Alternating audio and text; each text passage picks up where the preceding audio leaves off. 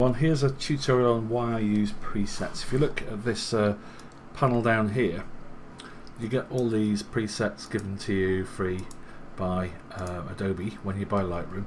But I've got this McFade presets one here, and over the years I've just started saving various settings for architecture, landscape, portrait, weddings when I used to do those, that kind of thing. So why do I use them? Well, it's simple, it's for productivity. I find myself doing the same things over and over again with various landscapes and things like that. So if you look at this picture here, yeah, it's a typical raw file, you know, it's fairly flat, probably needs a little bit of attention. So I've got lots of things already done down here. So landscape, sunny, bright day, what does that do? I click on it, one click, bish, oh right, okay. I like that. So it's a start point. What I can now do is go, right, I'm going to go with that. So let's just have a quick look. There's a dust spot up there. I think maybe let's bring that rock out a little bit more. So I'll put use my little elliptical tool. Excuse me. And pop that over there. And I want to maybe a bit more contrast on the rock and make the bright side a bit brighter, just to make the rock stand out a little bit more. Clarity always helps, and sharpness, because it's got a lot of texture on it, so all of a sudden that rock really stands out.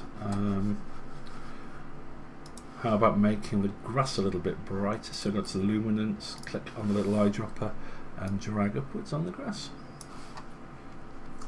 Oh yeah. Let me try it a bit up here. Not a lot, you know, if you start getting it too bright it looks a bit weird. Now how about what happens if we darken the sky a bit? The blues anyway. Okay. And then oopsie daisy, I've just lost my panel there. Maybe just introduce a little bit of contrast using curves. So I'll just drag the top bit up a little and then pull the bottom bit down. Similarly, small amount.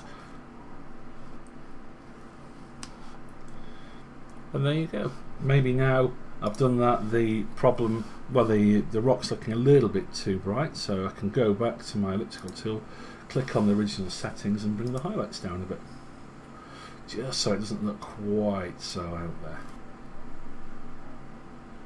Let's have a look at that. And done.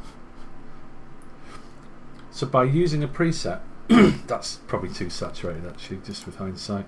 I might just drag that down a little bit. So by using a preset, I've got a lot of things I would have already done. Well, would have done to every landscape, should I say, and just package them into one little click. Whereas, you know, I would sit there playing around with the shadows, lights, darks, and all that sort of stuff for ages. So if you start to find patterns in what you do, things that you want to repeat, get your settings all set up in the panel over here, and then add a preset. I'll show you how to do a preset some other time, but that's why I use them anyway. Okay, hope that helps.